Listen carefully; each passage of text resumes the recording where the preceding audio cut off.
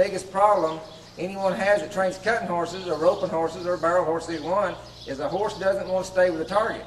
And the only reason they don't is there's too much pressure on the target. And any prey animal, once you figure out that any prey animal wants nothing but safety and comfort, and the extremes that they'll go to get it, I mean, you can train a horse to do anything. I know I can train a horse to do more now in 4 days' time than I ever could, and with anybody on their back or without anyone on their back, than I used to do in 6 months to a year. But I think you can see here today just some simple little prey animal predator techniques that a horse will dang sure train in a quick amount of time. A non-pro can train on these techniques. I mean, it's a real bottom, basic ground level that non-pros can work on the ground and get their horse doing a lot of things. They don't have to send them off. But I think if you'll watch this video, I think you can see some things that'll sure be interesting and help you along with your horse.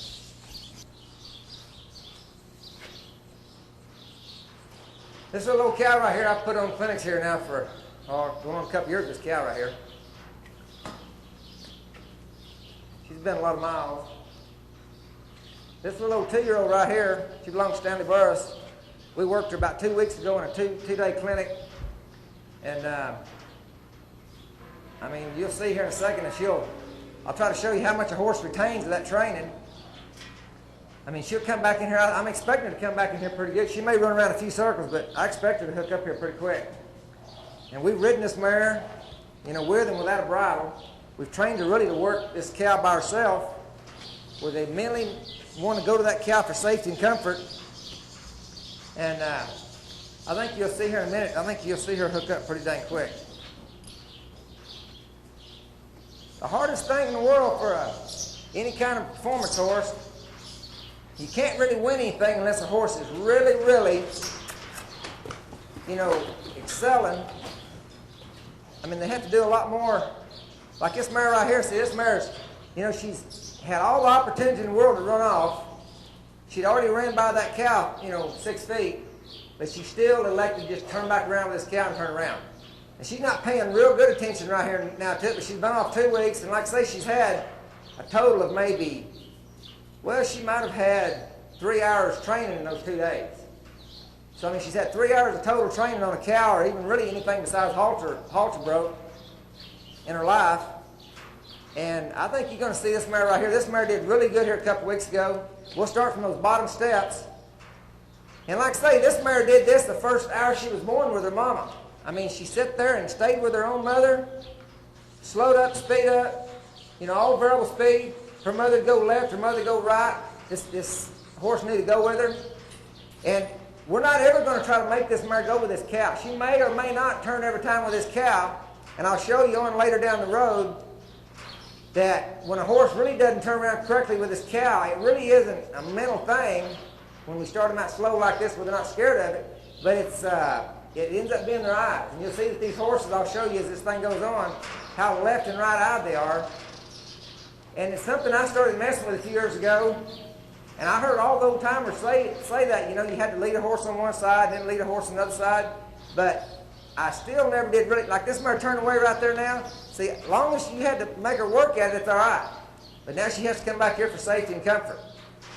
As this thing gets a little bit farther down the road, I mean, I'll start holding her off and putting a little bit more pressure on her when she does turn around wrong so that it'll make this safety spot a lot more safe. But like this horse backing up right there and turning around, you know, it takes a long time to train a horse to do that.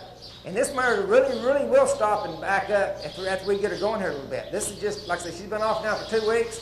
And this is the first little introduction back in this pen with this cow, but she still knows it. And the reason she knows it, and the reason she still does it, is because when she found it here 2 weeks ago, it was her idea to find that cow for safety and comfort. It wasn't a man-made thing. And what takes us so long to train a horse, the way we train them, is it's kind of like shipping you over to Russia, and you can't speak a word of Russian, and you still know how to saddle a horse and ride a horse and clean a stall or do whatever. But, you know, time they beat you up over there for 1.5 years while they're trying to give you some Russian commands, and you don't know what they're talking about, and they beat you up every time you don't get one of them right. I mean, you're so shell-shocked, you can't do anything time it's all said and done. Because we're not really making this horse do anything that she hadn't known ever since the first hour she was born. We just had to transfer that safety and comfort. See, like right there, I'm threatening this mare to go forward and run off. And she says, I'm not going, I'm staying right here. So that just blows that theory that horses are too immature. You know, a lot of, I mean, I've said it half of my life too, that this horse is just too immature, but so, you know, they're not training real good. Well, man, we can show weanlings in this pen that hadn't been weaned a week, and they'll run and stop and back up with this cow just like this mare right here. See, she wanted to escape right there, and it wouldn't matter if she did escape.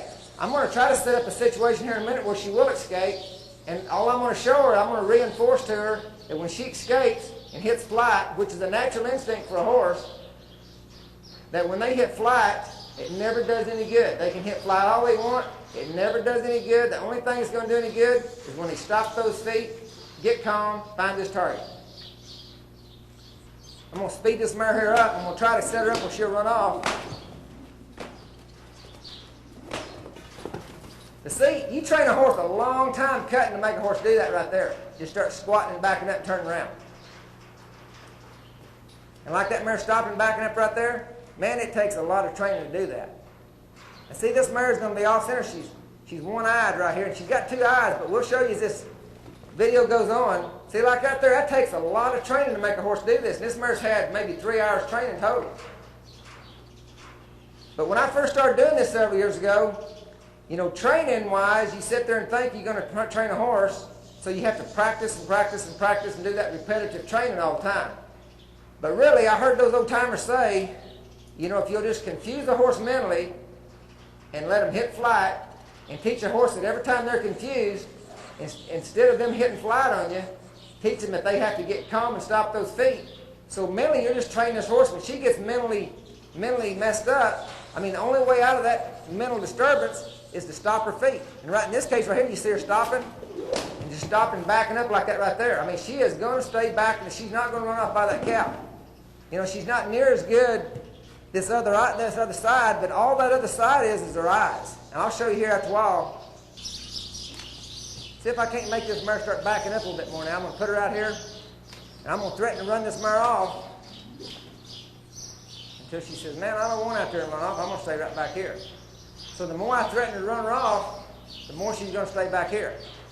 See, I never did make that mare come back to this cow. You've never seen me step out in front of that horse and make it turn around with that cow.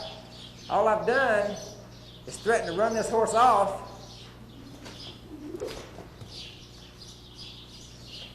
And the only safety I'd give her is when she's by that cow. That's her only safe spot she got. If she goes out past that cow a few inches, I don't try to get in front of her and make her back up. I just make her take off, which is more work, more pressure. So her only relief is starting to stay back here.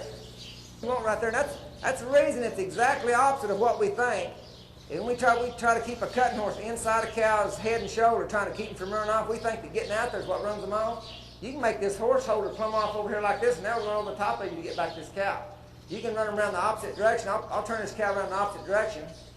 And you take a horse that's been trained 1.5 years or 2.5 years, and you sit there. I'm going to turn this cow around here now. See, like that mare flipping a U-turn to come back to this cow? I mean, I had her 10 feet off over there by that cow long, and still she'll flip a U-turn to come back.